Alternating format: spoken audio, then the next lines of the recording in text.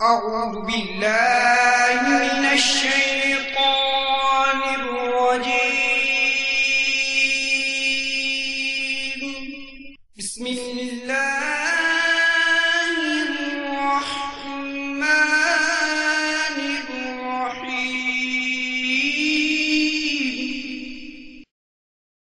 وفاقی وزارت برائے مذہبی امور کی طرف سے جاری کردہ مکتوب کا اردو خلاصہ.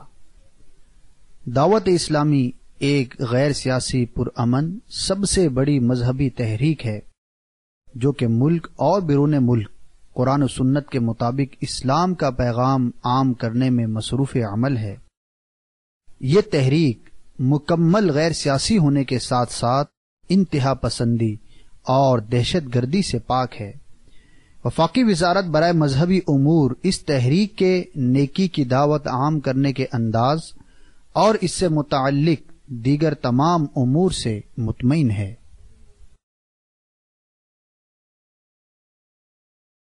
Certificate issued by Ministry of Religious Affairs, Government of Pakistan. To whom it may concern. Dawat-e-Islami is the largest religious, non-political, propagational and peaceful movement of Quran and Sunnah in the country, working for propagation of the message of Holy Quran and Sunnah all over the country as well as abroad. The Jama'at is purely non-political, non-extremist and non-terrorist. Therefore, Ministry of Religious Affairs is satisfactory on their propagation for Islam as well as other activities relates to religion. چغلی ایسا ناسور ہے جس نے گھروں کے گھر اجاڑ دیے، خانہ آبادی کو خانہ بربادی میں بدل دیا. اس کی ہلاکت خیزیوں سے آج کوئی خاندان محفوظ نہیں. تبلیغ قرآن و سنت کے عالمگیر غیر سیاسی تحریک دعوت اسلامی کی مرکزی مجلس شورا کے نگران حاجی محمد عمران اتاری سلمہ الباری نے مدنی چینل کے سلسلے کفل مدینہ میں اس موضوع پر سنتوں بھرا بیان فرمایا. دعوت اسلامی کا اشاعتی ادارہ مکتبۃ المدینہ اس بیان کی وی سی ڈی بنام معاشرے کا ناسور مختلف مواقع کے مناظر اور آواز کی مکسنگ کے ساتھ پیش کرنے کی سعادت حاصل کر رہا ہے. آپ بھی اس بیان کو اول تاخر ملاحظہ فرمائیے. انشاءاللہ عز و جل چغلی سے بچنے کا ذہن بنے گا. صلو علی الحبیب صلی اللہ تعالی علی محمد. الحمدللہ رب العالمین والصلاة والسلام علی سید المرسلین اما بعد فاعوذ باللہ من الشیطان الرجیم بسم اللہ الرحمن الرحیم. الصلاة والسلام علیک یا رسول اللہ وعلی آلک واصحابک یا حبیب اللہ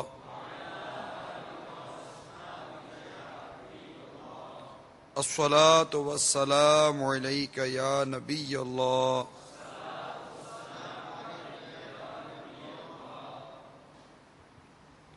وعلی آلک واصحابک یا نور اللہ.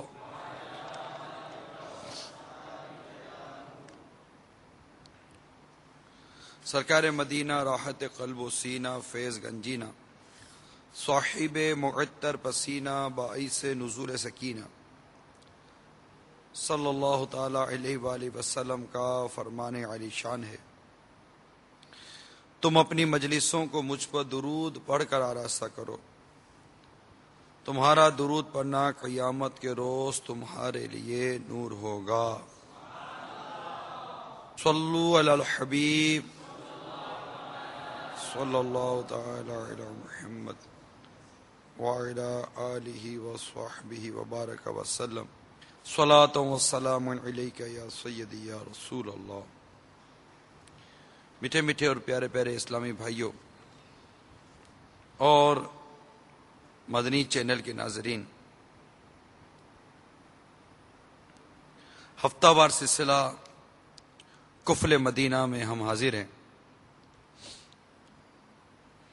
اور اس سلسلے میں زبان کی آفات پر کئی ہفتوں سے بیان کا سلسلہ جاری ہے. اس سے قبل زبان کی اہمیت پر بھی کافی بیان ہو چکا ہے، اور اس زبان کو کفل مدینہ یعنی جسم کے مختلف اعضاء کو، آنکھ، کان، ہاتھ، پاؤں، مختلف اعضاء کو اللہ کی نافرمانی سے بچایا جائے، اسے کفل مدینہ کہتے ہیں دعوت اسلامی کی اصطلاح میں۔ اور اس میں ہم نے زبان کو سب سے پہلے لیا، کیونکہ جب کتاب کا مطالعہ کرتے ہیں تو زبان کی آفات بہت زیادہ بیان کی گئی ہیں، خاموشی کے فضائل بہت زیادہ بیان کیے گئے ہیں، فضول اور بے مقصد کلام سے بچنے پر بہت زور دیا گیا ہے۔ پھر گناہوں بھری گفتگو کی تو بات ہی کیا کی جائے، جب بے مقصد اور فضول کلام جس میں گناہ نہیں ہے، بے مقصد فضول کلام ہے، نہ دنیا کا فائدہ نہ آخرت کا فائدہ، جب اس کلام سے، اس طرح کی گفتگو سے بچنے کی اس قدر ہمیں ترغیب دی گئی ہے، بعض مقامات پر تاکید کی گئی ہے، اور ساتھ ہی خاموشی کے فضائل بیان کیے گئے، من سماتا نجا، جو چپ رہا اس نے نجات پائی۔ خاموشی، حکمت اور احتیاط اور خاموشی اختیار کرنے والے لوگ تھوڑے ہیں۔ اس طرح کی روایتیں ہمارے سامنے آئی، بیان ہوئی، اور پھر حضرت عبداللہ بن سفیان رضی اللہ تعالی عنہما اپنے والد سے روایت کرتے ہیں، وہ فرماتے ہیں میں نے عرض کی یا رسول اللہ صلی اللہ تعالی علیہ وسلم، مجھے اسلام سے متعلق کوئی ایسی بات بتائیں کہ میں آپ کے بعد کسی اور سے نہ پوچھوں۔ آپ نے فرمایا کہو ایمان لایا، پھر اس پر قائم رہو۔ فرماتے ہیں میں نے عرض کیا میں کس چیز سے ڈروں؟ تو نبی رحمت شفیع امت صلی اللہ تعالی علیہ وسلم نے اپنے دستے مبارک سے اپنی زبان کی طرف اشارہ فرمایا کہ اس سے ڈرو۔ تو بہت سی روایات، آیات، واقعات، پھر اس ضمن میں تفصیلات بھی بیان ہوئی ہیں۔ آج ہمارا جو موضوع ہے وہ ہمارے معاشرے کا ناسور ہے، اور وہ معاشرے کا ناسور جسے آپ ایک نعرے میں بیان کرتے ہیں وہ ہے محبتوں کے چور، چغل خور، چغل خور۔ یہ معاشرے کا ہمارے ناسور ہے، اور آج انشاءاللہ عز و جل اس سنت و بھرے بیان میں ہم چغل خوری اور چغل خور سے متعلق کچھ مدنی پھول چننے کی کوشش کریں گے۔ مدنی چینل کے ناظرین بھی اس اہم ترین موضوع میں ہماگوش ہو جائیں، اور پھر دیکھیں کہ اس چغل خوری اور اس چغل خور کی وجہ سے کس قدر ہمارے یہاں فتنہ و فساد برپا ہوتے ہیں، اور جو میں نے کہا کہ یہ معاشرے کا ناسور ہے اس کو آپ دیکھیں کہ یہ درست ہے یا نہیں ہے۔ امام محمد بن شہاب زوری رحمت اللہ تعالی علیہ ایک مرتبہ بادشاہ سلیمان بن عبد الملک کے پاس تشریف فرماتے کہ ایک شخص آیا، بادشاہ نے قدرے ناگواری کے ساتھ اس سے کہا مجھے پتہ چلا ہے تم نے میرے خلاف فلاں فلاں بات کی ہے۔ اس نے جواب میں کہا کہ میں نے تو ایسا کچھ نہیں کہا۔ بادشاہ نے اصرار کرتے ہوئے کہا جس نے مجھے بتایا ہے وہ کیسے جھوٹ بول سکتا ہے، بہت سچا آدمی ہے وہ۔ تو حضرت سیدنا امام زہری رحمت اللہ تعالی علیہ جو وہیں تشریف فرماتے، بادشاہ کو مخاطب کر کے فرمایا آپ کو جس نے اس طرح کی خبر دی وہ تو چغلی کھانے والا ہوا، اور چغل خور کبھی سچا ہو نہیں سکتا۔ یہ سن کر بادشاہ سنبھل گیا اور کہنے لگا حضور آپ نے بالکل بجا فرمایا۔ پھر اس شخص سے کہا اذهب بالسلام، یعنی تم سلامتی کے ساتھ لوٹ جاؤ۔ دعوت اسلامی کی اشاعتی ادارے مخطوط المدینہ کی مطبوعہ 505 صفحات کی کتاب غیبت کی تباہ کاریاں میں ہمارے شیخ طریقت امیر اہل سنت نے اس حکایت کو احیاء العلوم کے حوالے سے نقل کیا ہے، اور اس حکایت میں ہمیں بہت کچھ سیکھنے کو مل رہا ہے۔ اول بات، ہم یہاں پر بادشاہ کا عمل اور سیدنا امام زہری رحمت اللہ تعالی علیہ کا عمل دیکھتے ہیں، ٹھیک ہے؟ بادشاہ کا عمل کیا تھا جو فی زمانہ، اگر میں کہوں کہ ہمارے عمل اور ہمارے انداز کو کس قدر یہ چھوتا ہے، اگر اس پر غور کریں کہ اگر کوئی شخص ہمارے پاس آئے یا نہ آئے، ہمیں پتہ چلے کہ فلاں نے میرے بارے میں یہ بات کی ہے، تو اس کی تصدیق لینی یا نہ لینی، اس پر تو تبصرہ میں بعد میں کروں گا۔ اول ہی خبر پر ہم تسلیم کرتے ہیں کہ ہاں اس نے یہ بات کی ہوگی، اور جب وہ ہمارے سامنے آتا ہے تو اب بادشاہ تو بادشاہ تھا نا، طاقتور ہوتا ہے، قہر و تسلط رکھتا ہے، وہ تو چلو بات کر گیا کہ یا تم نے میرے بارے میں یہ بات کی تھی، تو اس نے تو منع کر دیا، میں نے آپ کے بارے میں ایسی کوئی بات تو نہیں کی، لیکن ہم تو یہ بھی نہیں کر سکتے نا، اب بادشاہ نے یہ کیا یا یہ کیا نہیں کیا، اس پر بھی تبصرہ نہیں کرتا۔ ہم تو یہ بھی نہیں کر سکتے کیونکہ ہمارا انداز اور ہمارا مزاج یہ ہے کہ جس کے بارے میں ہمیں پتا چل جائے کہ اس نے کوئی ایسی بات کی ہے، ہم اس کے بارے میں ذہن بنا لیتے ہیں کہ یار وہ میرا دشمن ہے، وہ مجھ سے بغض رکھتا ہے، مجھ سے حسد رکھتا ہے، میری برائیاں بیان کرتا ہے، جبکہ ہم نے براہ راست اس سے سنا ہی نہیں ہے۔ ہمیں تو کسی نے اگر کہا ہے، زید نے عمر سے کہا کہ بکر تمہارے بارے میں یہ بات کرتا ہے، عمر کو اس بات کی توفیق نہیں ہے کہ بکر کے بارے میں حسن ظن رکھے اور یہ غور کرے کہ یہ زید جو مجھے یہ بکر کی بات پہنچا رہا ہے یہ چغلی کر رہا ہے، اس کو کیا ضرورت پڑی تھی یہ بات مجھ تک پہنچانے کی۔ اب اگر کوئی ہم کو یہ بات پہنچاتا ہے تو ہم بھی اسی طرح کا ذہن رکھتے ہیں کہ یار جس نے مجھے بات پہنچائی ہے اس کو ہم اپنا ہمدرد اصل میں سمجھتے ہیں۔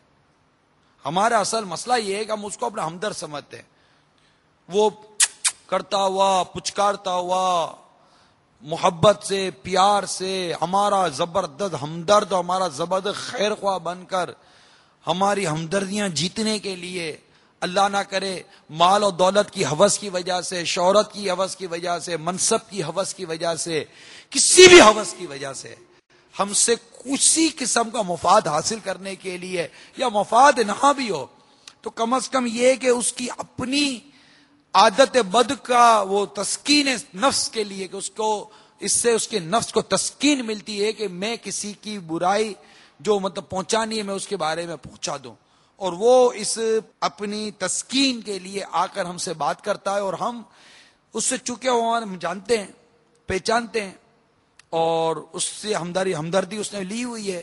اب وہ آپ کو کہتا ہے کہ یار بس کیا یار وہ ہے نا، وہ تمہارے بارے میں جب یہ بولتا ہے نا تو میرے کو بہت غصہ آتا ہے، جب تمہارے بارے میں اس نے یوں بولا، تمہارے بارے میں اس نے یوں بولا، تمہارے بارے میں اس نے یوں بولا، کوئی وجہ شرعی نہیں ہے، کوئی حاجت شرعی نہیں ہے، کچھ بھی نہیں ہے، بس وہ ایک کہہ رہا ہوتا ہے۔ اب چونکہ پہلے سے وہ ہماری ہمدردیاں لیا ہوا ہے، ہماری وہ خیر خواہی والے جذبے کا وہ سارا اس نے ماحول بنایا ہوا ہے، تو اب ہم کہتے ہیں یار تم سچ بولتے ہو، تم سچے ہو۔ اور امام زہری رحمت اللہ تعالی علیہ نے بادشاہ کو کیا کہا کہ چغل خور کبھی سچا نہیں ہوتا۔ اب اس سے پہلے کہ میں آگے بیان اپنا جاری کروں، میں آپ کو سب سے پہلے چغلی کی تعریف جو مقتۃ المدینہ نے جو مدینہ ڈائری جاری کی ہے اس میں ذمہ داران کے جو 19 مدنی پھول ہیں، ان 19 مدنی پھولوں میں چغلی کی تعریف بھی لکھی ہوئی ہے، چنانچہ یاد کر لیجیے، یہ تعریف کا یاد ہونا بھی بہت ضروری ہے، یا لکھ لیں۔ چغلی کی تعریف یہ ہے کسی کی بات ضرر یعنی نقصان پہنچانے کے ارادے سے دوسروں کو پہنچانا، کسی کی بات نقصان پہنچانے کے ارادے سے دوسروں تک پہنچانا، اسے چغلی کہتے ہیں۔ صلو علی الحبیب صلی اللہ تعالی علی محمد وعلی آلہ وصحبہ وبارک وسلم صلاۃ و سلام علیک یا سیدی یا رسول اللہ. اب امام محمد غزالی علیہ رحمۃ اللہ الوالی نے ارشاد فرمایا، جب کسی شخص کے سامنے ایسی چغلی پیش ہو اور کہا جائے کہ فلاں شخص نے تمہارے بارے میں یہ بات کہی ہے، یا تیرے حق میں فلاں کام کیا ہے، یا وہ تیرے معاملے کو خراب کرنا چاہتا ہے، وہ تیرے دشمن سے سازش کرتا ہے تیرے خلاف، یا تیرے حال کو خراب برباد کرنے کی تمہیں نقصان پہنچا رہا ہے، یا اس قسم کی کوئی اور بات کہے، تو اس آدمی پر جس کے سامنے یہ بات کی گئی ہیں 6 باتیں لازم ہیں. جس نے ہمارے سامنے آ کر چغلی کی اور اس طرح کا جو مضمون امام غزالی نے بیان کیا، اگر ایسی وہ حرکت کرتا ہے، اب جس کے سامنے بات کی گئی اس پر اب 6 باتیں لازم ہیں. اس کا تو جو ہونا ہے وہ ہونا ہے. اب جس کے سامنے کی گئی نا وہ سنے، کیونکہ بچنا ہم نے چغل خور سے، ہمیں بچنا چغل خور سے، کہ وہ چغل خور نہ صرف ہمارے آپس کے تعلقات میں فتنہ فساد برپا کر رہا ہے، نہ صرف وہ میاں بیوی کو لڑوا رہا ہے، نہ صرف وہ ساس و بہو کو لڑوا رہا ہے، نہ صرف وہ سسرالوں کے آپس میں جھگڑے کروا رہا ہے، بالکل معاشرے کو نئے ست و نابود کرنے پر تلا ہوا یہ چغل خور. جہاں محبت دیکھتا ہے وہاں پر یہ ڈنک مارتا ہے، جہاں محبت دیکھتا ہے وہاں نفرت کا ڈنک مارتا ہے چغل خور. بعض کی عادت، بعض کی طبیعت، بعض کا نیچر ہوتا ہے. کبھی بیٹھتے ہیں تو ان کو کوئی موضوع ہی نہیں سوچتا.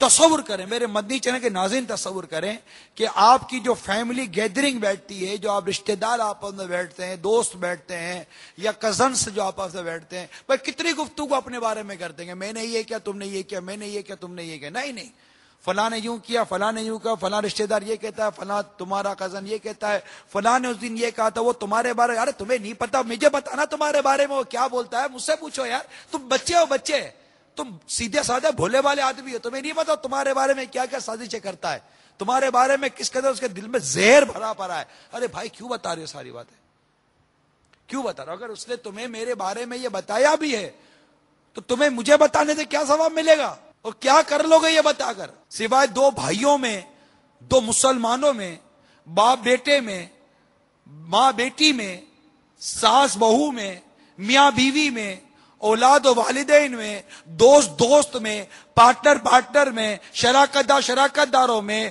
مرید ایک دوسرے مرید کے ساتھ، ایک بھائی دوسرے بھائی کے ساتھ نفرت ہی تو پیدا کر رہا ہے. یہ جملہ آپس میں نفرت ہی پیدا کروا رہے ہو. ان کی کیوں بتا رہے ہو؟ گھر کے گھر تباہ کرتا ہے، گھر کے گھر تباہ کرتا ہے. چپ نہیں بیٹھتا. یہ تھوڑی دیر کے بعد اچھلے گا، تھوڑی دیر کے بعد اچھلے گا اور آ کر بولے گا، کچھ تو کچھ بول کر چلا جائے گا. عموماً ایسے لوگوں کے جانے کے بعد آپ غور کیجئے، آپ کا تھوڑا تو سکون برباد ہوا ہوگا، تھوڑا سا سکون آپ کا برباد ہو جائے، تھوڑا سا آپ کا چین، سکون، راحت لوٹ کر جائے گا. وہ اس کے جانے کے بعد وہ مزہ نہیں آئے گا. کبھی تو جس کے بارے میں بولا نا اس کے بارے میں غصہ بہت آ رہا ہوگا، اس کا بغض اور اس کا کینہ بیٹھ رہا ہوگا.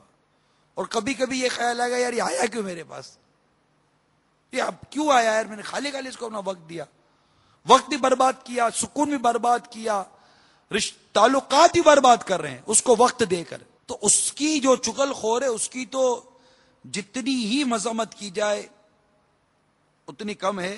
کہ کہا جاتا ہے کہ قبر کا 3 عذاب چغلی کی وجہ سے ہوتا ہے. تو اس کی تو جتنی مذمت کرے کم ہے، کیونکہ میرے آقا صلی اللہ تعالی وسلم نے فرمایا چغل خور جنت میں نہیں جائے گا. روایت ہے تم میں سے برے لوگوں کے بارے میں نہ بتاؤں؟ صحابہ کرام علیہم رضوان نے عرض کیا ہاں یا رسول اللہ صلی اللہ تعالی وسلم بتائیے. آپ نے ارشاد فرمایا وہ لوگ جو چغلی کھاتے ہیں، دوستوں میں فساد ڈالتے ہیں اور بے عیب لوگوں میں عیب تلاش کرتے ہیں، یہ برے لوگ ہیں. تو اس چغل خور کی جتنی مذمت کیا کم ہے.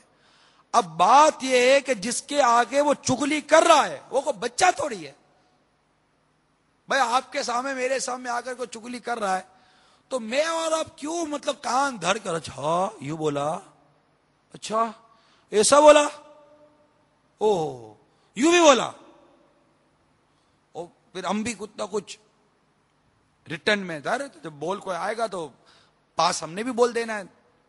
ہم جب بول دیں گے تو اس کے بعد اور مواد جمع ہوا تو یوں ہم بھی کان دھڑ کر سنتے کیوں ہیں. ایک کاش ہمارے اندر وہ جذبہ آ جائے جو اس وقت میں بیان کر رہا ہوں کہ جس کے آگے یہ باتیں کی گئی یعنی اگلے نے اگر چغلی کی اس پر یہ 6 باتیں لازم ہیں. اب دل کے کانوں سے اور عمل کی نیت سے ان 6 باتوں کو سنیں. پہلی بات, سیدنا امام محمد بن محمد غزالی علیہ رحمۃ اللہ علیہ احیاء العلوم میں فرماتے ہیں پہلا کام تو وہ یہ کرے کہ وہ اس کی تصدیق ہی نہ کرے, یعنی اس کو سچا ہی نہ مانے. جیسا کہ سیدنا امام زہری رحمۃ اللہ علیہ کی میں نے پہلے حکایت بیان کر دی کہ چغل خور سچا نہیں ہوتا, کیونکہ چغل خور فاسق ہوتا ہے اور اس کی گواہی رد کی جاتی ہے. چنانچہ امام غزالی رحمۃ اللہ تعالی علیہ نے یہاں پر سورہ حجرات کی آیت کریمہ نقل کی ہے, ترجمہ کنز ایمان. اے ایمان والو, اگر کوئی فاسق تمہارے پاس کوئی خبر لائے تو تحقیق کر لو. پہلا کام کیا ہے؟ تصدیق نہیں کرنی. یہ کس کا کام ہے؟ جس کے پاس چغل خور یہ ساری باتیں لے کر آیا اس کا کام کیا ہے؟ پہلا کام وہ تصدیق ہی نہ کرے, اس کو سچائی نہ جانے. وہ فاسق ہے, وہ فاسق کی گواہی معتبر نہیں ہے, اس کی گواہی کا اعتبار ہی نہیں ہے نا فاسق کی گواہی کا. اب دوسرا جو اس نے کام کرنا ہے, امام غزالی فرماتے اس سے اس بات سے منع کر دے اور نصیحت کرے اور اس کے سامنے اس کے عمل کی برائی بیان کرے. چنانچہ امام غزالی رحمۃ اللہ تعالی علیہ نے یہاں بھی قرآن مجید کی سورہ لقمان کی آیت نقل کی ہے, اور اچھی بات کا حکم دو, بری بات سے منع کر, اسے نیکی کی دعوت پیش کر. اب وہ اگر آپ کو کسی کی بات پہنچا رہا ہے, چغلی کی تعریف آپ کے ذہن میں رہے, ظاہر ہے کہ اب وہ ایک غلط کام کر رہا ہے نا, حرام کام کر رہا ہے, ناجائز کام کر رہا ہے, فساد برپا کر رہا ہے, فتنہ برپا کر رہا ہے. تو اب اس کی بات پر کان دھرنے کے بجائے اتنی تسلی کے ساتھ, دل جمعی کے ساتھ اس کی گفتگو سننے کے بجائے ہم اسے نیکی کی دعوت نہ پیش کریں. یار آپ مجھے اس کے بارے میں بات بیان کر رہے ہو, ذرا سوچو تو صحیح کہ یہ جو آپ مجھے بیان کر رہے ہو اس کو کیا بولتے ہیں. دیکھیے جب تک اس کی کاٹیں گے نہیں نا تب تک وہ سدھرنے کا نہیں ہے. جب ہر طرف سے اس کی کٹے گی نا تو یہ اس کو شاید ہو سکتا ہے کہ جھٹکا لگے, کیونکہ اس کی کٹتی نہیں ہے, کہیں بھی اس کو کوئی چھیڑتا نہیں ہے, اس کو کوئی بولتا نہیں ہے چغل خور کو, اور بالکل اس کی کان دھر کر سنی جاتی ہے. ایک کاش ہمیں وہ نیکی کی دعوت کا جذبہ نصیب ہو جائے, وہ انفرادی کوشش کا جذبہ نصیب ہو جائے کہ چغل خور کی ناک کاٹنے کا ہمیں یہ جذبہ ملے, اور یہ سب کرنا شریعت کے دائرے میں. جو نیکی کی دعوت کے جو احکام ہیں, نیکی کی دعوت کے طریقے ہیں کہ کب نیکی کی دعوت واجب ہوتی ہے, کب برائی سے روکنا, گناہ سے روکنا واجب ہو جاتا ہے, ان تمام صورتوں میں اب ایک شخص آپ کے پاس بیٹھا ہوا ہے, آپ کا ہمدرد بنا ہوا ہے, آپ سے میٹھی میٹھی باتیں کر رہا ہے, چغلی کر رہا ہے, اب آپ اس کو 2 باتیں سمجھاؤ گے تو وہ نہیں مانے الگ بات ہے, لیکن وہاں سے شاید لڑے گا نہیں, ہو سکتا ہے لڑے ہی نہیں. لڑے گا کیا, یہ بھی اس کی بری خصلت ہوتی ہے کہ اب آپ اس کو سمجھاؤ گے نا, دیکھو بھائی آپ نے جو مجھے بات بتائی کہ فلاں میرے بارے میں یہ بات کہتا ہے, یار یہ چغلی نہیں ہے, میرے دل میں اس کے لیے نفرت نہیں ہو رہی, کیا اس کو اس سے نقصان نہیں پہنچے گا, اس طرح سے. تو اب وہ بحث کرے گا, ارے یار تم بے وقوف آدمی ہو, تمہیں تو نا کوئی اچھی کام کی بات بتانی نہیں چاہیے.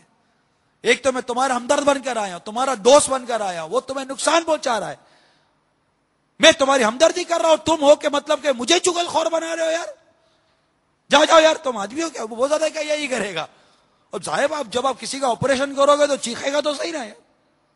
آپ بولو میں آپریشن بھی کروں, کوئی چیخے بھی نہیں, میں انجیکشن مانو, کوئی چیخے بھی نہیں, وہ یہ سارے کام تو کرے گا ہی کرے گا. بہت مطلب وہ بھی کوئی بہت ہی زیادہ مطلب کہ وہ ہوگا تو کرے گا, باقی نارمل آدمی شاید وہ مطلب کہتا ہے کہ وہ پتلی گری پکڑ لے گا کہ اس کو لگتا ہے کہ سمجھ پڑ گئی ہے, کہ میں چگلی کر رہا ہوں. تو چگل خور کو بھی کاش یہ تعریف پتہ چل جائے. ہم سب کو یہ تعریف پتہ نہیں ہم میں سے کون چگل خور ہو. ہم تو نہیں کہتے فلاں ہوگا فلاں، ہم میں سے کون چگل خور ہو. ہم بھی کتنی باتیں کسی کی طرح پہنچا دیتے ہیں، نہ جانے اس کی ہم مصلحتیں نکال لیتے ہیں اور حکمتیں نکال لیتے ہیں. نفس ہمارا ہمیں مشورہ دے رہا ہوتا ہے، شیطان ایک کان میں اکسا رہا ہوتا ہے، ہاں یہ فائدہ ہے، پہنچا دو. اور پتہ نہیں ہم میں سے اور میرے سننے والوں میں نہ جانے کتنے ہوں گے جو پتہ نہیں اس بری بیماری کا شکار ہوں گے. اور چھپی ہوئی بیماری ہے نا، یہ چھپی ہوئی بیماری اندر کا ایک زہریلا یہ چیز ہے جو اب میں نشانیاں بتا رہا ہوں. ایک کاش کہ یہ نشانیاں آپ کی میری سمجھ میں آ جائیں. یہ نہ سوچو یار فلاں کے بارے میں یہ بولا، ارے ارے ارے ارے ہاں اس کے بارے میں بول رہے، وہ اس دن جو آیا تھا میرے بارے میں. ہو سکتا ہے آپ کے بارے میں بھی یہ باتیں ہو رہی ہو سکتا ہے آپ بھی اسی چغل خوری کے زد میں آ رہے ہو. آپ بھی. ہر اسلامی بھائی، میرے مدنی چینل ہر ناظر اس وقت اپنے بارے میں سب سے پہلے غور کرے کہ میں تو نہیں ہوں، کہیں میں تو ایسا نہیں ہوں، کہیں میں تو چغل خوری نہیں کرتا، کہیں میں تو آپس میں لڑائی جھگڑے نہیں کرواتا. ساس غور کرے کہیں میں چغل خوری کر کے میری بیٹی اور میرے بہو کے درمیان میں تو جھگڑے نہیں کرواتی. تیرے بارے میں یوں بولتی تھی، وہ بولے تیرے بارے میں یہ یوں بولتا تھا. بہو غور کرے کہ وہ اپنے شوہر اور اپنی ساس کے درمیان فساد و فتنہ تو برپا نہیں کر رہی، اپنی خصلت بد کی وجہ سے کہیں یہ تو لڑائیاں نہیں کروا رہی. اپنے بچوں کے ابو اور اپنی نند، ان دونوں بھائی بہنوں کے درمیان جھگڑے تو نہیں کروا رہی. کہیں نند تو چغل خوری کی زد میں آ کر کہیں ایسا تو نہیں کہ یہ اپنے بھائی اور بھابھی کے درمیان جھگڑے اور فساد کروا رہی ہے. اسلامی بھائی کے بارے میں سوچے، شاگرد کے بارے میں سوچے کہ میں استاد کے پاس چغل خوری کر اپنے دوسرے شاگرد کا بیڑا غرق تو نہیں کر رہا ہوں.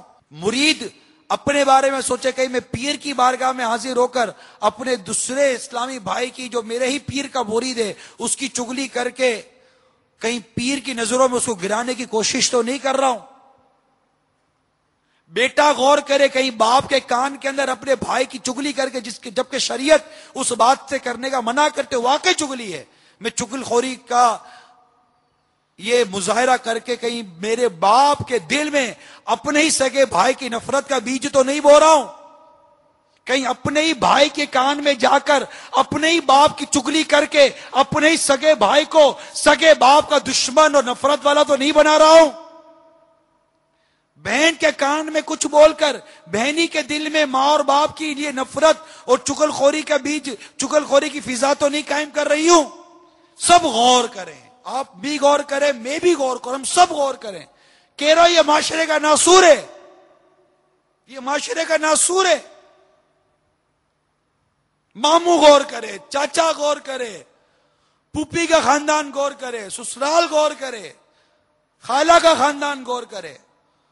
سارے خاندان جو کہلاتے ہیں سارے کے سارے، ننیال ہو، ددیال ہو، خالہ ہو، پھوپھا ہو، ماموں ہو، ممانی ہو، چچا ہو، چاچی ہو، بہو ہو، بیٹی ہو، ساس ہو، شوہر ہو، داماد ہو، سسر ہو، سارے غور کریں کہ کہیں اس چغل خوری میں ہم تو مبتلا نہیں ہیں. گھر کے ڈرائنگ روم میں بیٹھ کر کہیں غیبتیں چغلی کر کے ہم ہی تو اپنے گھر کے اندر آگ نہیں لگا رہے. آخر یہ آگ کہاں سے آتی ہے؟ آپ بولو باہر سے آیا چغل خور، تو چغل خور کو آپ نے لفٹ کیوں کرائی؟ آگ میں تو ہاتھ ڈالتے ہوئے ڈرتے ہو، چغل خور کی چغل خوری سنتے ہوئے ڈر نہیں لگتا؟ ہمیں بھی تو نہیں آتا نا. اگر چلو وہ چغل خور ہے، اگر وہ چغلی سے نہیں بچتا تو ہمیں کون سا چغل خوری سے بچنا آیا ہے؟ چغل خور کو جہاں سمجھایا جا رہا ہے کہ چغل خوری مت کر، کہ یہ حرام ہے، ناجائز ہے، کہ چغل خور جنت میں نہیں جائے گا، اس کی کوئی عزت نہیں ہے، ذلیل اور رسوا شخص ہے یہ.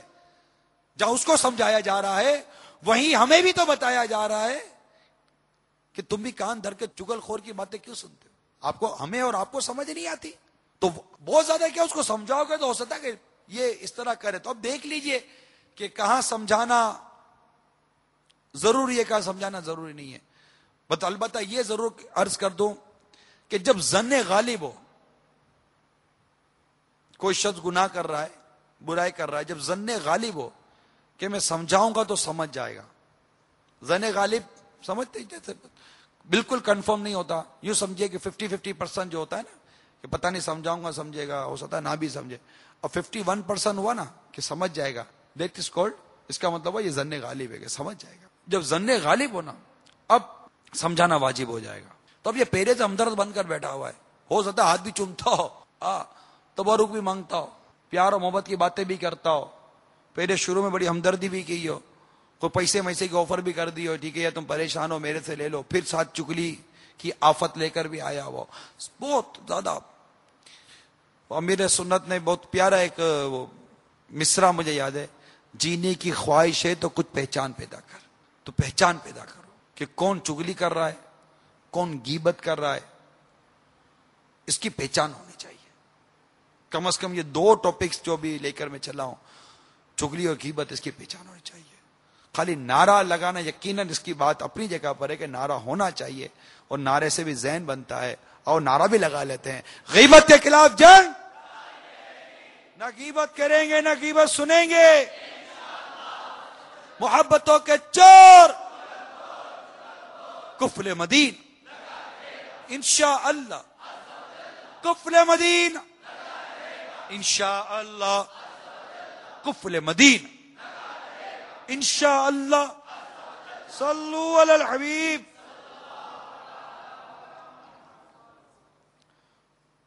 تو نیکی کی دعوت پیش کرے, اس سے سمجھائے کہ یہ چگلی ہے اور اس طرح میں یہ باتیں نہیں کرنی چاہیے.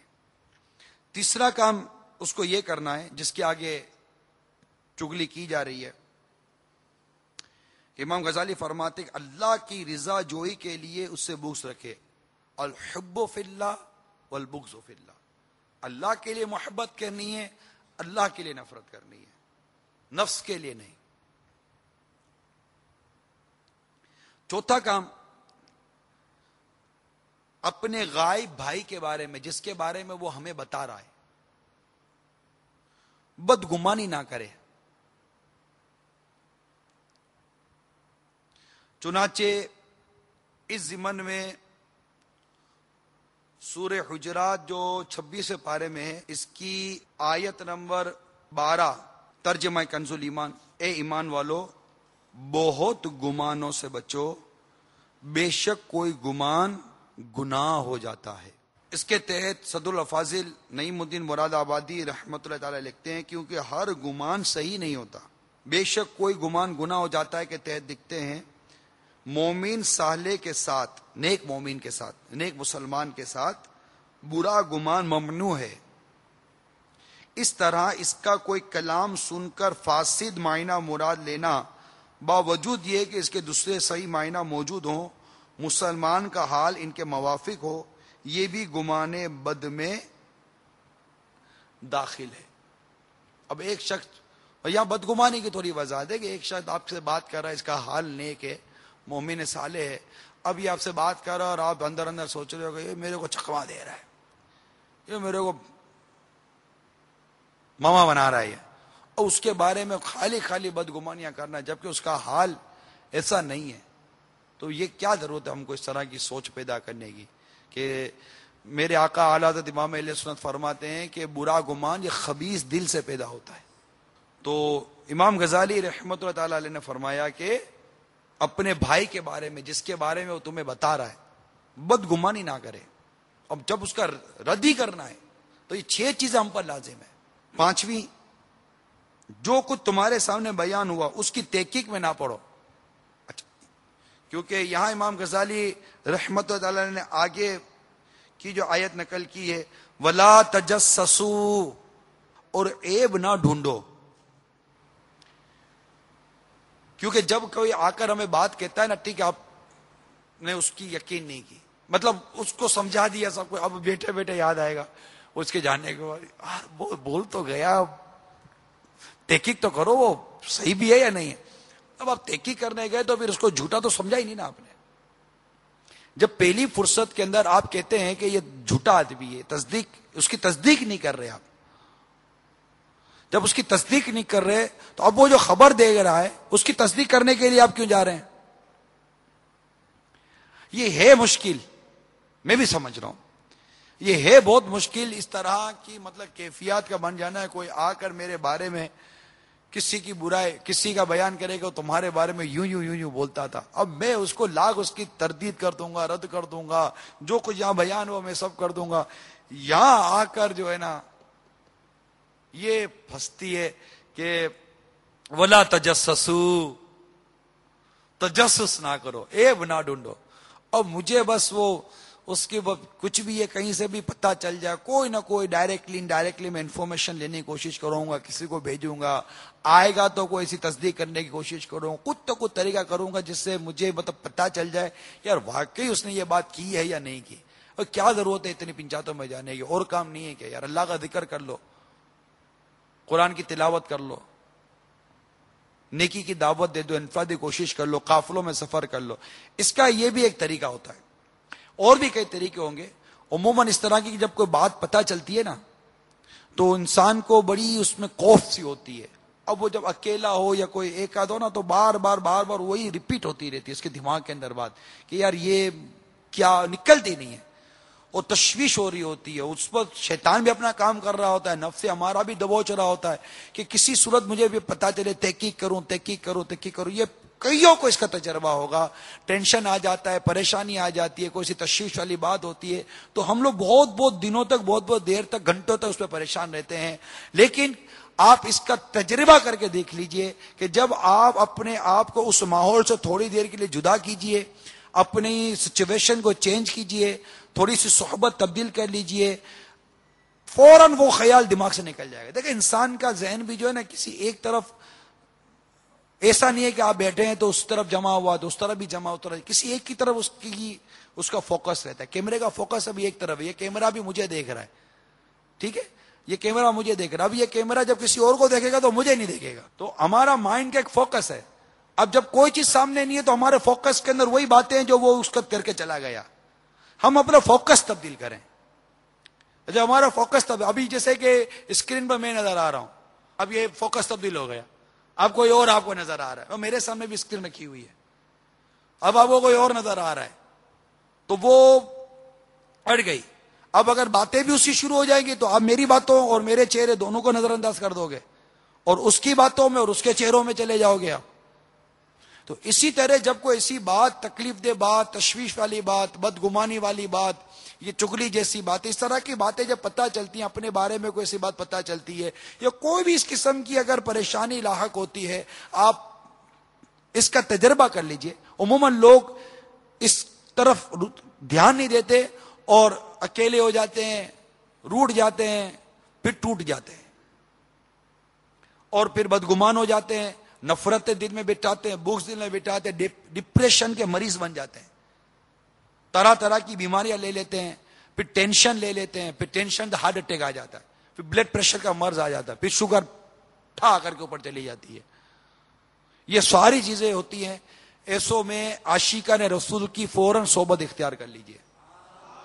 آپ کو میں مشورہ دے رہا ہوں, میرے وہ اسلامی بھائی جو اس طرح کی پریشانیوں کا شکار ہیں, اس پریشانی سے بچنے کا آپ کو میں بہترین نسخہ بیان کر رہا ہوں کہ آپ اگر اس پریشانیوں کا شکار ہیں, یوں تو ہر وقت مدنی قافلوں کے مسافر بننے کے لیے ہمیں تیار رہنا چاہیے, لیکن بالخصوص جو میں موضوع لے کر چلا ہوں, اگر اس طرح کی چیزوں کا شکار ہیں اور اس طرح کی ذہنی اور قلبی انتشار اور پریشانیوں کا آپ شکار ہیں, فوراً مدنی قافلے کے مسافر بن جائیں. میں کہتا ہوں صبح ہی بن جائیے, 3 دن ہی کے قافلے کے مسافر بن جائیں. 3 دن کے اندر آپ کی سوچ میں, آپ کی طبیعت میں, آپ کے تفکرات کے اندر تبدیلی نہ آ جائے, آپ کو سکون قلب نصیب نہ ہو تو ہمیں کہیے گا. جب مسجد میں جائیں گے, بیٹھیں گے, نماز پڑھیں گے, وضو کرتے رہیں گے اور تہجد پڑھیں گے, دعا کریں گے, تلاوت کریں گے, نماز کے احکام سیکھیں گے, پھر وہ پوری سوچ تبدیل ہو جائے گی. آپ اس طرح سوچو گے بھی نہیں. جب ادھر سے سوچ ہٹے گی نا تو آٹومیٹیکلی آپ کا ڈپریشن کم ہوگا, آپ کی شوگر تھوڑی لیول ہونی شروع ہو جائے گی, آپ کا بلڈ پریشر کا مرض لیول پر آنا شروع ہوگا. تو نیت کر لیجئے. تو اس طرح مطلب کہ سوچتے رہنے سے, کرتے رہنے سے کہ ہاں یار اس نے ٹھیک ہے یار, نہیں وہ جھوٹا آدمی ہے, مگر یار اس نے بات کیوں کہی تھی یار, وہ بولا کہ یار واقعی کہیں ایسا تو نہیں وہ سچ بول رہا تھا. اب یہ سوچتے رہو گے تو اب اس کی ٹو میں جائیں گے. آپ جب اس کی ٹو میں جائیں گے نا تو تجسس کے بعد پھر غیبت کی باری آئے گی. پھر وہی اس سے پہلے بدگمانی سے بچائے تو اب بدگمان ہوئے تو تجسس میں پڑے نا. قرآن مجید کی آیات بڑی ترتیب کے ساتھ ہے. بدگمانی سے پہلے روکا گیا, پھر تجسس سے روکا گیا کہ بدگمانی ہوگی تو تجسس ہوگا, جب تجسس میں جائے گا تو غیبتوں میں پڑے گا. تو ان تمام چیزوں کو روکا جائے. یہ ہوئی 5. اب آئیے 6. جس چغلی سے تمہیں روکا گیا ہے اسے اپنے لیے پسند نہ کرو اور اس کی چغلی کو آگے بیان نہ کرو. یہ بڑی پتے کی بات ہے. اللہ تعالی ہمارے امام غزالی رحمت اللہ تعالی علیہ و کرو رحمت عطا فرمائے. بڑا مطلب بالکل ایسا پکڑا ہے انہوں نے. اب کسی کی چغلی ہوئی, اب ہمارے سامنے آ کر کسی نے چغل خوری کی, ہم نے نہیں مانا. ٹھیک ہے, ہم نے نہیں مانا, بالکل نہیں مانا. اب میرا کوئی دوست آیا, اب اس کے ساتھ بیٹھ کر میں سارا واقعہ بیان کرنے بیٹھوں گا. یار وہ آیا تھا, اس نے یوں یوں بولا میرے بارے میں, یوں یوں بولا کہ میرے بارے میں فلاں یوں یوں بولتا ہے. میں نے نہیں مانا اس کی بات. اب یہ ساری باتیں جو میں اب اس سے کر رہا ہوں, جس میں وہ جو آ کر بیان کر گئے یا اس کی برائیاں بیان کر رہا ہوں, جس کے بارے میں اس نے مجھے کہا تھا کہ وہ تمہارے بارے میں یہ کہتا, میں اس کی باتیں, یہ سب کیا ہے, یہ سب کیا ہے. اب آپ کون سا ٹھوکے ہو گئے, اب آپ کون سے دودھ میں دھلے ہوئے ہو گئے. اس کو تو نیکی کی دعوت بھی دے دی, بدگمانی سے بھی بچنے کی ترکیب بنا لی, تجسس سے بچنے کی سب کچھ کر لیا. امام غزالی نے 6 نمبر پر آ کر ایسا تو وہ چاہے کہ ان سب سے تو بچ گیا, شیطان سے یہاں بھی بچ, کہ اب شیطان تجھے یہاں بٹھا کر تو اب تجھ سے وہ عمل کروائے گا جو تو اپنے لیے پسند نہیں کرتا تھا. یہاں آ کر شیطان مارتا ہے. اسی لیے کہتے ہیں کفل مدینہ انشاءاللہ, کفل مدینہ انشاءاللہ, کفل مدینہ انشاءاللہ, صلو علی الحبیب. تو وہ چپ رہے سنتا موتی ملسن, صبر کرے تا ہیرے, پاگل وانگو رولا پاوے نہ موتی نہ ہیرے. تو انشاءاللہ خاموش رہنے کی عادت پیدا کریں گے. جو چپ رہا اسے نجات پائی. ایک چپ 1000 سکھ. نہ غیبت کریں گے, نہ غیبت سنیں گے, چغلی کے پاس بھی نہیں جائیں گے, اور معاشرے کے اس ناسور کو نہ صرف پہچانیں گے بلکہ اس سے بچیں گے. یہ گھر گھر میں جھگڑے کرواتا ہے, گھر گھر میں لڑائی کرواتا ہے. یہ ایک بیماری ہے نا چغلی, یہ مطلب بہت ہوتی ہے, بہت ہوتی ہے. یہ اس کو اسی قاعدے سمجھیے کہ حضرت حماد بن سلمہ فرماتے ہیں ایک شخص نے غلام بیچا اور خریدار سے کہا اس میں چغل خوری کے علاوہ کوئی عیب نہیں. ایک چغل خوری کا عیب ہے, باقی کوئی عیب اس میں نہیں ہے. خریدار نے کہا مجھے منظور ہے. چنانچہ اس نے خرید لیا. غلام چند دن تک خاموش رہا, پھر اپنے مالک کی بیوی سے کہنے لگا کہ میرا آقا تجھے پسند نہیں کرتا اور وہ دوسری عورت کو لانا چاہتا ہے. جب تمہارا خاوند سو رہا ہو تو اس طرح کے ساتھ اس کی گدی کے چند بال مونڈ لینا تاکہ میں کوئی منتر ودم درود کرا کر لے آؤں, اس طرح وہ تم سے محبت کرنے لگے گا. اب یہاں اس نے اس عورت کا ذہن بنایا, اب اپنے مالک کا ذہن بنانے گیا اور اس مرد سے کہنے لگا کہ تمہاری بیوی نے کسی کو دوست بنا رکھا ہے اور وہ تجھے قتل کرنا چاہتی ہے, اور پلان بھی آج رات کا ہی ہے. تم جھوٹ موٹ سو جانا، تم جھوٹ موٹ سو جانا تاکہ تمہیں معلوم ہو جائے کہ جو میں کہہ رہا ہوں وہ تمہاری جان کی دشمن ہے یا نہیں ہے تمہاری بیوی۔ اب عورت کو یہ کہ کب سوے، آدمی کو یہ کہ اس کو نیند کہاں سے آئے گی، وہ جھوٹا موٹا سویا۔ عورت نے اس طرح لے کر، وہ جب عورت کو یقین ہوا کہ یہ سو گیا ہے تو اس نے اس طرح لے کر آگے بڑھی اور اس کے وہ گدی کی طرح، اب گدی کے بال کاٹنے کے لیے اس طرح تو وہیں لانا پڑے گا، اب جیسے اس طرح وہاں لے کر گئی وہ اٹھا اور پکڑا اس کا ہاتھ، اور ہاتھ پکڑ کے اس نے اس طرح سے اپنی بیوی کو قتل کر دیا۔ عورت کے گھر والے آئے تو انہوں نے اس سے قتل کر دیا۔ اس طرح دو قبیلوں کے درمیان زبردست جنگ چھڑ گئی۔ محبتوں کے چور، محبتوں کے چور، محبتوں کے چور۔ اس حکایت سے وہ فیملیز توجہ کریں جن کے گھروں میں نا اتفاقیاں ہیں، اور غور کریں کہ چند دنوں پہلے، تھوڑے عرصے پہلے ہمارے گھر میں محبت تھی، پیار تھا، ایک انڈرسٹینڈنگ تھی، آخر ایسا کیا ہو گیا ہے کہ ہمارے درمیان نہ انڈرسٹینڈنگ رہی ہے، نہ اعتماد کی فضا رہی ہے، نہ پیار رہا ہے، نہ اتفاق رہا ہے۔ معاذ اللہ ثم معاذ اللہ، بعض اوقات محبتیں نفرت میں اتنی تبدیل ہو جاتی ہیں کہ طلاق تک بات چلی جاتی ہے، اور گھر کے گھر اجڑ جاتے ہیں، قتل و غارت گری ہو جاتی ہے، فتنہ و فساد برپا ہوتا ہے، خاندان کے خاندان لڑتے ہیں۔ سوچو، لڑو مت، اے میرے مدنی چینل کے ناظرین، میرے اسلامی بھائیو، لڑو مت، سوچو، یہ پہلے نہیں تھا یہ ماحول، آخر کوئی تو وجہ ہے نا یہ ماحول ہوا۔ اللہ کی نافرمانی پہ غور کریں کہ کہیں میرے گھر کے اندر، میرے کردار میں، ہمارے تعلقات میں اللہ کی نافرمانی تو نہیں ہے۔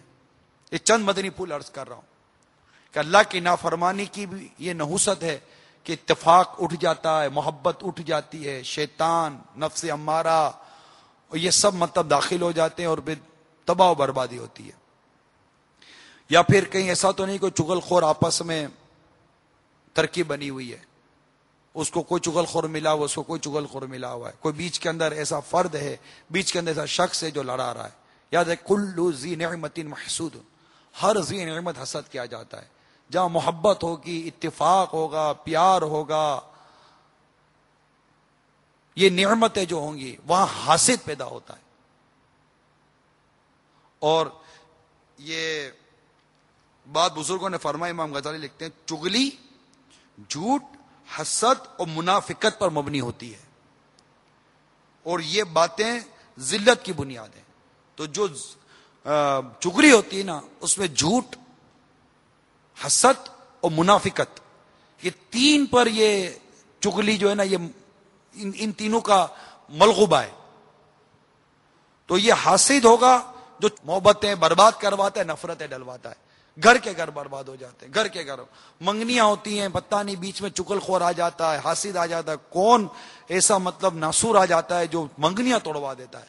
منگنی ایک وعدہ ہے کہ یہ وعدہ ہو گیا ایک طرح سے کہ ہم آپ کی لڑکی لے لیں گے، وہ ہم آپ کا لڑکی شادی ہو جائے گی، بیچ میں آ جاتا ہے۔ ساری تحقیقیں وہی ہوتی تھی، بیچ میں کوئی نہ کوئی بیچ میں ایسی چیز آ جاتی ہے۔ میں نہیں کہتا کہ ہر وقت غلط ہی ہوتا ہے، ہو سکتا ہے کہیں صحیح بھی ہوتا ہو، بعض اوقات ایسی باتیں پتہ چل بھی جاتی ہیں جن کے بارے میں شروع میں نہیں پتا ہوتا، لیکن اس سے جو نفرتیں پیدا ہوتی ہیں، جو جھگڑے ہوتے ہیں، جو کمیونٹیز کے درمیان اور فیملیز کے درمیان، خاندانوں کے درمیان جو لڑائیں ہوتی ہیں، پھر مطلب کہ وہ اس نے اس کی بہن کو چھوڑ دیا تو اس نے اس کی بہن کو چھوڑ دیا، تو وہاں اس نے اس کو لڑائی کر دی تو وہاں اس نے اس سے لڑائی کر دی۔ بالکل یہ سمجھ نہیں آ رہی کہ یہ ہو کیا رہا ہے ہمارے معاشرے کے اندر۔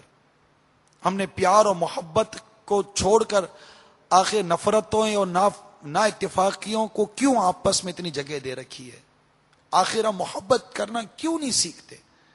اچھی بات کرنا کیوں نہیں سیکھتے؟ میں کہتا ہوں کہ اگر بہو کو پتا ہے کہ میں اگر اپنے بچوں کے ابو سے یہ بات کروں گی تو اس کے دل میں اس کی ماں کا معیار خراب ہوگا، وہ کیوں کرتی ہے بات؟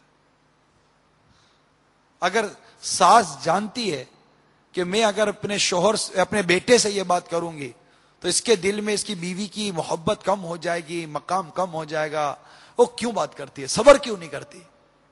کیوں کرتی ہے بات؟ کیوں لڑواتے ہیں ایک دوسرے کو؟ یہ کیوں ایک دوسرے کی نفرتیں کے بیچ وہ بات ہے؟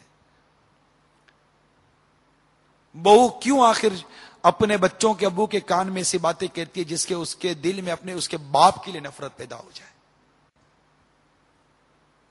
آخر ایک بھائی کو کیا پڑی ہے کہ اپنے دوسرے بھائی سے ایسی بات کرے جس سے اس کے دل میں اس کے باپ کے لیے نفرت پیدا ہو جائے؟ آخر ایک دوست کو کیا پڑی کہ دوسرے دوست کو آپس میں لڑوائے؟ کیوں؟ آخر یہ کیا ہو گیا؟ اس سے ملتا کیا ہے؟ نتیجہ آپ کے سامنے ہے، بربادی بربادی ہے، معاشرے میں قتل و غارت گری ہے، ایک دوسرے کی دشمنیاں ہیں، سب اس زبان کی آفتیں۔ تحقیق کرنے کا کسی کا ذہن نہیں ہے الا ماشاء اللہ، کوئی تحقیق نہیں کرتا کہ میرے بارے میں جو بات پتہ چلی ہے اس کی تحقیق کر لی جائے، کسی اور زاویہ اگر شریعت اجازت دیتی ہو تو۔ بدگمان ہونے سے پہلے بندہ کسی بات کی تحقیق کرے، ضرور نہیں کہ اگلا چگلی کر رہا ہے، کوئی ایسی بھی انفارمیشن آ جاتی ہے لیکن بغیر تحقیق کے بات مان لی جاتی ہے، یقین کر لیا جاتا ہے، پھر اس کو آگے بیان کر دیا جاتا ہے، یوں مطلب نہ ہونے کا ہوتا ہے۔ اسی طرح اخبارات پڑھ کے یقین کر لیا جاتا ہے کہ جناب وہاں یوں ہوا، وہاں یوں ہوا، یا وہاں یوں ہوا، جب اصل تفتیش کے لیے یا پتہ چلتا ہے کہ بات ہی کچھ اور تھی، معاملہ ہی کچھ اور تھا۔ آخر انفارمیشن میں اور کنفرمیشن میں ہم فرق کب کریں گے؟ ہم انفارمیشن پر ہی اپنی پوری کی پوری معلومات، تعلقات کے بگڑنے اور سدھرنے کا سارا معیار ہم نے انفارمیشن کی ہے، معلومات۔ آخر کنفرمیشن کا ذہن کب بنے گا کہ یہ تحقیق کریں، تفتیش کریں یہ بات درست ہے بھی یا نہیں ہے؟ تو آخر یہ چیزیں نہیں ہونی چاہیے۔ ہر اسلامی بھائی، میرے مدنی چینل کے تمام ناظرین اب پکا اپنا ذہن بنائیں کہ میں بنانے والی بات کروں گا، بگاڑنے والی بات نہیں کروں گا۔ بس اس میں یہ ہے کہ صبر کرنا پڑے گا، آپ کو صبر کرنا پڑے گا، دل بہت کر رہا ہوگا، آپ کو تکلیف، وہ کتاب کو تکلیف ہی ہوئی ہوگی۔ اب تکلیف ہلکی کرنے کے لیے آپ نے کسی کی بات آگے کر دی، آپ کی تکلیف تو ہلکی چلو ہو گئی بالفرض، لیکن اس کے دل میں جو اس کی ماں کی یا اس کے باپ کی یا اس کے بھائی کی یا اس کے بہن کی یا اس کے دوست کی یا اس کے رشتہ دار کی یا قریبی عزیز کی یا اس کے کاروباری پارٹنر کی یا کسی بھی معتمد کی یا نوکر کی یا سیٹ کی آپس میں یہ جو نفرت بیٹھ گئی، بتائیے کہ اس سے بہتر نہ تک آپ صبر کر لیتے؟ اگر کوئی ایسی بات نکلتی تھی اس کو اندر ہی اتار دیتے، آخر یہ بدبو کا بھپکا باہر ہی اگلنے کی کیا ضرورت تھی؟ ہاں، جہاں شریعت آپ کو بیان کر، شریعت اجازت دیتی ہے، شریعت واجب کرتی ہے کہ اس کی بات بیان کرو تو وہ آپ کو کوئی بھی نہیں روکتا، مگر اب یہ تحقیق و یہ تفتیش بھی کرے کون؟ اب آپ کہیں گے میں کسی سے پوچھوں گا، اب پوچھتے ہوئے بھی برائی بیان کر کے پوچھیں گے۔ مثال کے طور پر آپ کو کسی معتمد عالم دین، کسی مفتی سے آپ کا تعلق ہوا، دارالفت اہل سنت سے آپ کا تعلق ہوا اور آپ ان سے تفتیش کیا، کوئی معلومات کرنا چاہتے یار یہ بات مجھے کرنی چاہیے نہیں، تو وہ بات اس سے پوچھنے میں بھی سب کے نام، سب کے پتے، سب کا بیان کر دیا جائے گا۔ جبکہ اس کی حاجت ہو تو الگ چیز ہے، بلا حاجت بیان کرنا ایک ایسا۔ اب آپ کہو کہ پھر مجھے پتہ کیسے چلے گا؟ مثال دی جا سکتی ہے کہ میرا فلاں دوست ہے یا میرا فلاں عزیز ہے، اس کے ساتھ یہ معاملہ، اس کے گھر میں یہ چیز ہے، کیا وہ اس طرح یہ کر سکتا ہے نا؟ وہ کون دوست ہے، کون عزیز، اس کو کیا پتا؟ بات اب اپنے بارے میں پوچھ رہے ہیں تو اپنے گھر کا پردہ بھی تو رکھنا ہے نا، نہیں کہ اپنے گھر کے کپڑے کسی کے آگے اتارنے میں ہی مزہ آتا ہے۔ کہیں باپ کو رسوا کریں گے، کہیں ماں کو رسوا کریں گے، بچوں کی امی کو رسوا کریں گے، کہیں باپ اپنی اولاد کو رسوا کرتی ہے، ماں باپ اپنی اولاد کو اس طرح برایا بیان کر کے رسوا کر دیں گے۔ نتیجہ کیا نکلے؟ جب ان کو پتا چلے گا تو یہ کہیں گے اب تحقیق کر کے بات کر کے کیا فائدہ، تم نے بازار میں جا کر ہمیں رسوائی تو کر دیا، بات رسوائی کی تو تھی، رسوائی ہو گئی، اب کیا لے کر بیٹھے ہو؟ اب کیا فیصلہ کرنا ہے؟ اب کیا سلو کرنی ہے؟ ایک عزت تھی ہماری، وہ تو تم بازار میں نیلام کر کر آئے ہو، اب رہ کیا گیا؟ تو یہ ساری بنیادی چیزیں ہیں۔ یہ چغلی کا بیان میرا ختم نہیں ہوا، اس میں مزید حکایات، روایات، واقعات موجود ہیں. اللہ تعالی ہم سب کو چغلی سے بچنے کی توفیق عطا فرمائے، ہمیں اپن صبر عطا فرمائے، ضبط عطا فرمائے، لکھ کر بات کرنے کی حتی الامکان توفیق اللہ میں نصیب کرے. اور ایسا نہیں کہ لکھ کر چغلی کرنا ہے، لکھ کر غیبت کرنا، یہ سب مطلب جائز ہو جائے گا. نہیں، کام کی بات کرے ورنہ چپ رہے. اور بس سب کے پیچھے مجھے جو میری موٹی اور ناقص عقل میں بات آتی ہے نا، وہ آتی ہے صبر، کہ بندہ صبر کرنا سیکھے. جو بات منہ میں آئی پھٹ کر کے بیان کر دی، جو بات پیٹ میں آئی پھٹ کر کے اگل دی. کوئی نہ سوچا کہ اس کا نتیجہ کیا نکلے گا. میری یہ بات میری دنیا اور آخرت کو کتنا نقصان پہنچا سکتی ہے، میری یہ بات اس کی دنیا اور آخرت کو کتنا نقصان پہنچا سکتی ہے، اس کے گھر بار کو، کاروبار کو کس قدر برباد کر سکتے ہیں. میری بات کچھ سوچنے کی عادت بھی پیدا نہیں ہوتی ہمارے اندر. یہ بات کرنے سے پہلے میں سوچوں تو صحیح، پہلے تولوں پھر بولوں. اب وہ تولنے کا ترازو تو آپ کو دعوت اسلامی کے ماحول میں اللہ نے چاہا تو نصیب ہو جائے گا انشاءاللہ. میرے امیل سنت کے مذاکرے سنیں گے. یہ غیبت کی تباہ کاریاں کتاب، اس کے صفحہ نمبر 92 پر 92 پر تھوڑا سا مواد ہے لیکن ہے، وہ دیکھ لیجئے. غیبت کی چغلی کے متعلق احیاء العلوم کی 3 جلد میں تفصیل موجود ہے چغلی کے بارے میں، وہ دیکھ لیجئے. حضرت لقمان حکیم نے اپنے بیٹے سے فرمایا، بیٹا میں تمہیں چند باتوں کی نصیحت کرتا ہوں، اگر تم ان پر کاربند رہے تو ہمیشہ سردار رہو گے. وہ کیا باتیں؟ بیٹا مخلوق سے اچھا سلوک کرو، وہ قریبی ہو یا دور کا تعلق ہو. عزت دار اور کمینے دونوں سے جہالت کو دور رکھو، جہالت کا برتاؤ دونوں کے ساتھ مت کرو. اپنے بھائیوں کی حفاظت کرو اور قریبی رشتہ داروں سے صلہ رحمی کرو. چغل خور کی بات رد کر کے ان کو محفوظ رکھو، اس کی بات ہی مت مانو، اور کسی فسادی کی بات نہ سنو، فریب دینے والے کی بات نہ مانو. اور تمہارے دوست ایسے لوگ ہونے چاہیے کہ جب تم ایک دوسرے سے علیحدہ ہو تو نہ تم ان کے عیب بیان کرو نہ وہ تمہارے عیب بیان کریں. آئے آئے.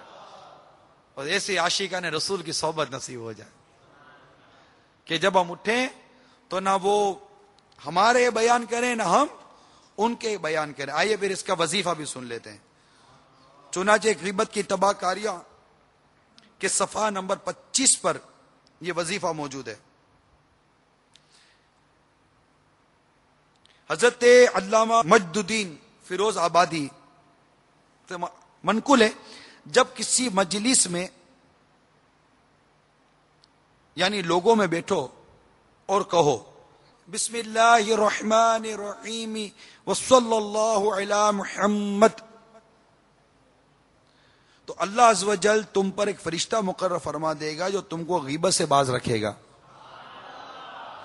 اور جب مجلس سے اٹھو تو کہو بسم اللہ الرحمن الرحیم وصلی اللہ علی محمد، تو فرشتہ لوگوں کو تمہاری غیبت کرنے سے باز رکھے گا. تو یہ گھر میں بھی بیٹھے تو اس وظیفے کو عملی جامہ پہنائیں اور اپنے آپ کو اور اپنے اطراف کے ماحول کو چغلی اور غیبت سے محفوظ رکھنے کی ہم سب کو کوشش کرنی چاہیے. سرکار مدینہ صلی اللہ تعالی علیہ وسلم کا فرمان علی شان ہے، کنز العمال کے حوالے سے امام غزالی نقل کرتے ہیں، تم میں سے زیادہ پسندیدہ وہ لوگ ہیں جن کے اخلاق اچھے ہیں، دوسروں کے لیے اپنے بازو بچھانے والے ہیں، وہ دوسروں سے اور دوسرے ان سے محبت کرتے ہیں. اور تم میں سے سب سے برے وہ لوگ ہیں چغل خوری کرتے ہیں، مسلمان بھائیوں کے درمیان اختلاف ڈالتے ہیں اور بے گناہ لوگوں کے لیے الزامات تلاش کرتے پھرتے ہیں. اللہ تعالیٰ وہ اچھی اور صاف جو یہاں بیان، وہ اچھی عادتیں جو پسندیدہ ہیں، اللہ تعالیٰ ہمیں اس کا عامل بنائے، اور وہ جو بری عادتیں ہیں اللہ تعالیٰ ہمیں اس سے نجات عطا فرما دے. انشاءاللہ عز وجل یہ مدنی مذاکرے سنتے رہیں گے. بلکہ میں تو اب یہ مشورہ دوں کہ مدنی چینل کے ناظرین کے لیے بھی کہ بہت ہی پیارا موقع آ رہا ہے اس وقت اپنی بری عادتیں دور کرنے اور اچھی عادتیں اختیار کرنے کا. بہت پیارا موقع آ رہا ہے، اور وہ ہے دعوت اسلامی کے تحت ہونے والا پورے ماہ رمضان کا اعتکاف. بہت ہی پیارا موقع ہے. اس کی برکتیں معتکف اعتکاف کرنے کے بعد ہی شاید سمجھ میں آئیں گی، کیونکہ ظاہر ہے کہ اب اس میں ظہر کے بعد بھی مدنی مذاکرہ امیر سنت کا، تراویح کے بعد مدنی مذاکرہ، مبلغین کے بیانات، حلقے، مسجد کا ماحول، ایک مطلب تقدس اور ایک پاکیزہ ماحول، عاشقان رسول کی صحبت میں رمضان کا مہینہ کہ شیطان بند، جہنم کے دروازے بند. نفل کا ثواب فرض کے برابر اور فرض کا ثواب 70 فرضوں کے برابر کر دیا جاتا. تو دعوت اسلامی کے تحت پاکستان میں 47 مقامات 47 مقامات پر الحمدللہ 30 روزہ اعتکاف ہو رہا ہے، جس پہ ہزاروں اسلام بھائی 30 روزہ اعتکاف کی سعادت پچھلے سال بھی حاصل کی تھی، انشاءاللہ اس سال بھی حاصل کریں گے. اور پھر 10 دن کا سنت اعتکاف، اس کی تعداد مجھے بھی نہیں پتا، مطلب کوئی کاؤنٹنگ نہیں ہے. کرتے کتنے انکاؤنٹیبل، اس کی کوئی گنتی نہیں ہے، اور ہونا بہت مشکل ہے کیونکہ دنیا بھر میں یہ آخری عشرے کا اعتکاف ہوتا ہے. 30 دن کا اعتکاف بھی الحمدللہ ملک اور بیرون ملک بھی ہوگا. بیرون ملک میں ہند، بنگلہ دیش، UK، یورپ اور دیگر ممالک میں بھی اس کی تفصیلات ہیں. وہاں بھی انشاءاللہ 30 دن کا اعتکاف ہوگا، اور پھر 10 دن کا اعتکاف تو سنت اعتکاف، اس کی تو بہاریں اور برکتیں الگ ہیں. اب اس کی میں یہی عرض کر رہا تھا کہ مسجد میں آ کر معتکف بن کر جب امیل سنت کے مذاکرے سنیں گے، اب 30 دن کے مذاکرے آلموسٹ مجموعی طور پر کچھ 60-63 مذاکرے ہوں گے. اور پھر وقتاً فوقتاً امیل سنت کے مدنی پھول، تو کبھی سحری کے وقت، تو کبھی افطار کے وقت، تو صحبتیں، پھر اتنے سارے معتکف عاشقان رسول کی صحبت. اس میں بہت کچھ سیکھنے کو ملتا ہے. فرائض جو ہمیں نہیں سیکھے ہم نے ابھی تک، وہ سیکھنے کو ملتے ہیں. واجب جو علم ہے سیکھنا، جس کا واجب ہے، واجب احکامات ہے جو نہیں سیکھیں گے تو گناہ گار ہوں گے، وہ کئی سیکھنے کو ملتے ہیں. زبان کی حفاظت کا ذہن ملتا ہے. پھر عمل کا جذبہ نصیب ہوتا ہے. ایک علم، ایک عمل. دعوت اسلامی یہ وہ میٹھی پیاری اور سنتوں بھری تحریک ہے جو نہ صرف علم کی باتیں بیان کرتی ہے بلکہ عمل کا جذبہ اور عمل کا موقع بھی فراہم کرتی ہے. تو اعتکاف کرنے کی نیت کر لیجئے. یہاں موجود اسلام بھائی میں ہے کوئی جو 30 دن اعتکاف کی نیت کرتا ہو؟ سبحان اللہ، ماشاءاللہ، اچھی تعداد ہے. باقی جو بچے وہ 10 دن کی نیت کر لیں. ہاتھ تو اٹھا لو یار. سبحان اللہ. مدنی چینل کے ناظرین بھی جن سے ہو سکے 30 دن اعتکاف کی نیت کر لیجئے. اللہ تعالیٰ اس کی برکتوں سے ہمارے اس کے حلال میں برکت عطا فرما دے، اور ہمیں اصلاح کا یہ ایک پیارا موقع مل رہا ہے. ایک کاش ہم اس کو حاصل کرنے میں کامیاب ہو جائیں. اللہ تعالیٰ ہم سب کو عمل کی توفیق عطا فرمائے. آمین بجاہ النبی الامین صلی اللہ تعالی علیہ وآلہ وسلم. ہائے ہرس، مشکلات کے باوجود انسان کی خواہشات کا خاتمہ نہیں ہوتا. کیا ہم رزق حلال پر صبر و شکر نہیں کر سکتے؟ کیا ہم خود کو اللہ عز و جل کی رضا اور سرکار صلی اللہ تعالی علیہ وسلم کی سنت پر نہیں چلا سکتے؟ کیا ہم بناوٹی آسائش اور عمدہ زیبائش کے بغیر زندگی نہیں گزار سکتے؟ اے انسان، تو جتنے چاہے جتن کر لے، کسی بھی حال کا چرچا کر لے، مگر یاد رکھ کہ آخر کار یہ وقت گزر جائے گا. دیکھے ہیں یہ دن اپنی ہی غفلت کی بدولت، سچ ہے کہ برے کام کا انجام برا ہے. اولاد کی تکلیف، مال کی تکلیف، بیوی بچوں سے جدائی کی تکلیف، ماں باپ سے بچوں کی جدائی کی تکلیف، ماں باپ کو اولاد ستا رہی ہے اور بد عقل بے ادب اپنی حد پر ہے، شوہر ستاتا ہے، شوہر کی مصیبت پر، شوہر کی آفت پر بیوی صبر کرے. میرے آقا صلی اللہ تعالی علیہ وآلہ وسلم کا یہ ارشاد، اللہ کی راہ میں جتنا میں ستایا گیا ہوں اتنا کوئی نہیں ستایا گیا. اللہ تعالیٰ نے منع کیا گناہ سے بچیے اور صبر کیجیے. میرے آقا نے صبر کیا. دین مکمل صبر کا نام ہے. صبر صبر اور صبر. اللہ تعالیٰ ہمیں صبر عطا فرمائے. یہ وقت گزر جائے گا. تو ہرگز نادان نہ بن. دشمنان خدا ہلاک ہوئے. اے خدا تو مجھ پر کیوں ظلم کرتا ہے؟ فلاں بھی تیرا بندہ ہے، اسے تو نے کتنی نعمتیں دے رکھی ہیں، اس کا بنے گا کیا؟ وہ کلمات ادا کرتا ہے کہ ایمان سے ہاتھ دھونا پڑتا ہے. ہم صبر کا نعرہ تو ضرور لگاتے ہیں، لیکن بے صبری کرنے کے بعد زبان گنگ ہو جائے، سر اللہ تعالیٰ کی رضا پر جھک جائے. اعلیٰ حضرت امام اہل سنت پھر کلاس لے رہے، پھر پیشی لے رہے ہیں اعتراض کرنے والوں کی. اس رب پر اعتراض کرنا اس کی شدید ترین توہین ہے. کسی بات کو حق جاننے کے لیے اس کی حقیقت جاننی لازم نہیں ہوتی. یہ عام کتاب نہیں ہے کہ پڑھنے والے کو پتا چلتا ہے کہ صحابہ کرام اور اولیاء کرام اللہ کی بارگاہ میں رویا کرتے تھے. اسکول اور کالج اور یونیورسٹی کی تعلیم میں اس کتاب کو داخل کیا جائے، انشاءاللہ اللہ کی رحمت سے بیڑا پار ہوگا. شکوائے رنج و علم لایا نہیں کرتے، نبی کے نام لیوا غم سے گھبرایا نہیں. اس وی سی ڈی کو دعوت اسلامی کے اشاعتی ادارے مکتبۃ المدینہ کی مختلف شاخوں سے ہدیتاً حاصل کیجیے اور دوسروں کو بھی پیش کر کے ثواب کا عظیم خزانہ حاصل کیجیے. صلو علی الحبیب صلی اللہ تعالی علی محمد.